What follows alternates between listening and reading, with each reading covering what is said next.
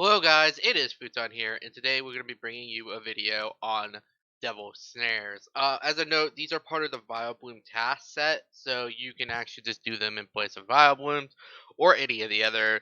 However, with this being said, this is actually the easiest one to AFK completely. With this new setup, it is pretty much free. You don't really have to worry about it special. The main thing about it is that you want to have the Slayer Cave to teleport to Lady Cat. I'm not for sure exactly if you need the level for it. But anyway, with that being said, we're going to be heading to a different area than what I did for my last video on this. As a note, the gear really hasn't changed too much. You just need the Amulet Soul, or Essence of Finality, and the Inquisitor Staff. However, the location that we're actually going to kill these has changed a little bit, as this location people keep requesting. And on top of it, it's not really that bad or that much different, and it's easier to make a setup for it. As a note, if the cannon here is optional, you're more than welcome to bring it. It is not required to actually AFK these, though it is a little bit helpful. However, you're going to be wanting to head all the way up here to the singular island. Up here, there's a spawn of 4 of them. However, we're only going to be abusing 2. So with this being said, get to the very last part here. Come on over here to the corner. You want to stand about in this area.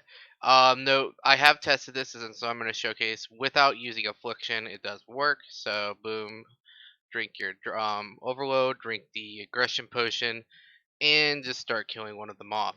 Now note the action bar I have is something you want very closely copy with sunshine, then corruption, dragon breath, wild magic, asphyxiate, then Sonic Wave, and then after that it really doesn't matter. That is completely up to you. I highly advise that you avoid chains so you do not hit these 2 here. You do not want to pull aggression of more than 2. It just, you can, but it doesn't really help too well. And as you notice here, breaking it out pretty quickly. Boom. And that's a very rare that that even happens. But as you see, without any inputs, you can break easily out of the tendril.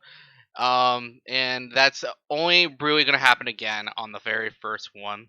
You can kill one and then pop the aggression potion from there, and then you're not going to really have any problem whatsoever here.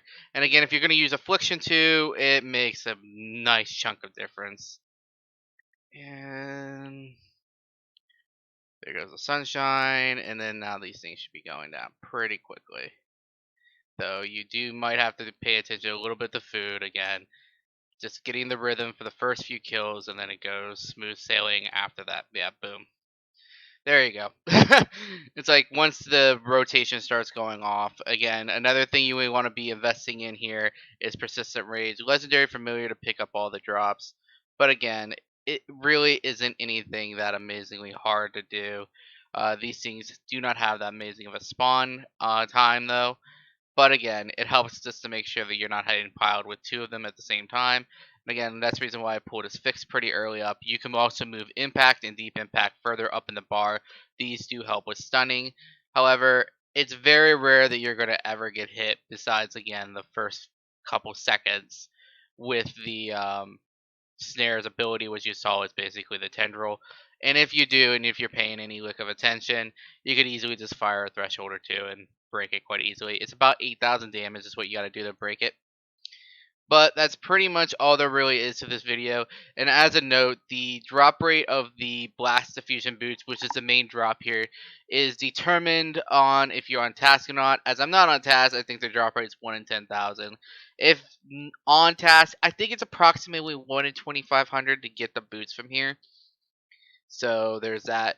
And also as a note, these things also do drop the totem pieces, and they will drop the not totem pieces, not the dinosaur too.